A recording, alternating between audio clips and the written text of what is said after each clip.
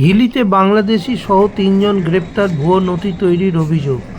বড় সাফল্য পেল দক্ষিণ দিনাজপুর জেলা পুলিশ। গোপন সূত্রে খবর পেয়ে হিলি থানার ত্রিমোহিনী এলাকা থেকে এক বাংলাদেশি নাগরিক সহ ৩ জনকে গ্রেপ্তার করল পুলিশ। অভিযোগ, শ্যামকুমার সাহা নামে এক বাংলাদেশি নাগরিক অবৈধভাবে ভারতে প্রবেশ করে বসবাস করছিলেন। তাকে আশ্রয় দেওয়ার অভিযোগে অমৃত দাস নামে এক ভারতীয় নাগরিককেও গ্রেপ্তার করা হয়েছে। এছাড়া ভুয়ো প্যান কার্ড, আধার কার্ড ও ভারতীয় ব্যাংকের পাসবুক তৈরি করে দেওয়ার অভিযোগ এলাকার বাসিন্দা অলোক পালকেও পুলিশ আটক করেছে। ডিএসপি হেডকোয়ার্টার বিক্রম প্রসাদ এক সাংবাদিক সম্মেলনে এই কথা জানান। ধৃতদের আদালতে পেশ করা হবে। পুলিশের পক্ষ থেকে তদন্ত শুরু হয়েছে।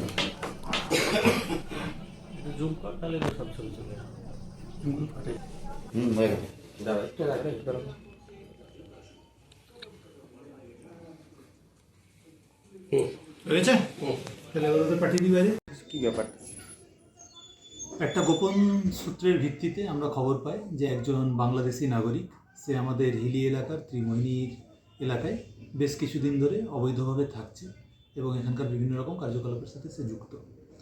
সেই ইনফরমেশনের উপর ওয়ার্কআউট করতে গিয়ে আমরা জানতে পারি শ্যামকুমার সাহা, সে একজন বিডি ন্যাশনাল। প্রায় 4 বছর আগে সে আমাদের ইন্ডিয়ান টেরিটরিতে এসছে অবৈধভাবে। তাকে আমরা ইন্টারসেপ্ট করার পরে থরলি ইন্টারোগেট করা হয়। ইন্টারোগেশনে জানা যায় সে হিলি এলাকারই অমৃত দাস বলে একজন ব্যক্তি, তার বাড়িতেই শেল্টার নিয়েছে, তার ফিশ ফার্ম, সেখানে শেল্টার নিয়েছে এবং সেখানেই সে মাছের দেখাশোনার কাজে নিযুক্ত রয়েছে। তো আমরা এই অমৃত দাসকেও ডিটেইন করি এবং তাকে জিজ্ঞাসাবাদ করে জানা যায় যে তিনি এই ব্যক্তিকে শেল্টার দিয়েছিলেন। আরও ফার্দার ইন্টারোগেশনে আমরা যেটা জানতে পারি যে এই শ্যামকুমার সাহা এই অমৃত দাসের সহযোগিতায় তার আধার কার্ড এবং প্যান কার্ড তৈরি করেছেন ইন্ডিয়ান।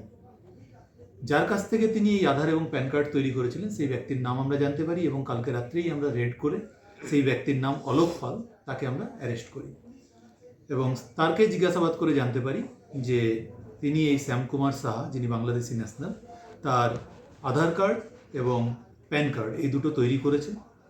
তার জন্য তিনি বেশ কিছু টাকা চার্জও করেছেন।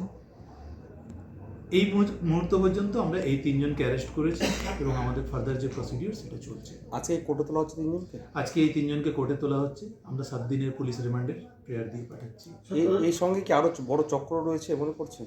এখনো পর্যন্ত আমরা যেটা পেয়েছি যে এই ধরনের বেশ কিছু র্যাকেট ওখানে চলছে, তবে এই র্যাকেটের সাথে যুক্ত প্রত্যেকটা লেয়ারের প্রত্যেকটা অভিযুক্তকে আমরা ধরতে পেরেছি।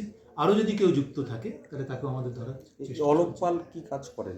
যেটা জানা গেছে, অলোক পাল প্রাথমিকভাবে একজন ইন্ডিয়ান ব্যাংকের, আমাদের এখানে যে বালুরঘাটের বাস স্ট্যান্ডে ইন্ডিয়ান ব্যাংকের যে ব্রাঞ্চ আছে সেই ব্রাঞ্চের একজন ক্যাজুয়াল ওয়ার্কার হিসাবে কাজ করেন। তো সেখানে তিনি বিভিন্ন রকমের ডকুমেন্টস ভেরিফিকেশন বা ডকুমেন্টস তৈরি এই ধরনের কাজগুলো করেন। বাকি আরও তার ডিটেলস আমরা ডিউরিং পিসি পিরিয়ডে জানতে পারবো। কি উদ্ধার হয়েছে এখনো পর্যন্ত?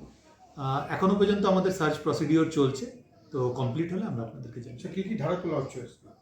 আপাতত আমাদের যেটা ফরেনার্স অ্যাক্টের যে কেস এবং ফরজারির যে কেসগুলো, সেই ধারাগুলোতেই এই কেসটা রুজু করে। যাকে ধরা হয়েছে সে কি এখানকার ডকুমেন্টস তৈরি করে ফেলেছিল? তার কাছ থেকে আমরা যেটা পেয়েছি সেটা ইন্ডিয়ান প্যান কার্ড এবং ইন্ডিয়ান আধার কার্ড পেয়েছি। স্যার, বৈধভাবে ঢুকছে না অবৈধভাবে ঢুকছে? প্রাথমিক জিজ্ঞাসাবাদে তিনি স্বীকার করেছেন তিনি অবৈধভাবেই ভারতে প্রবেশ করেছেন।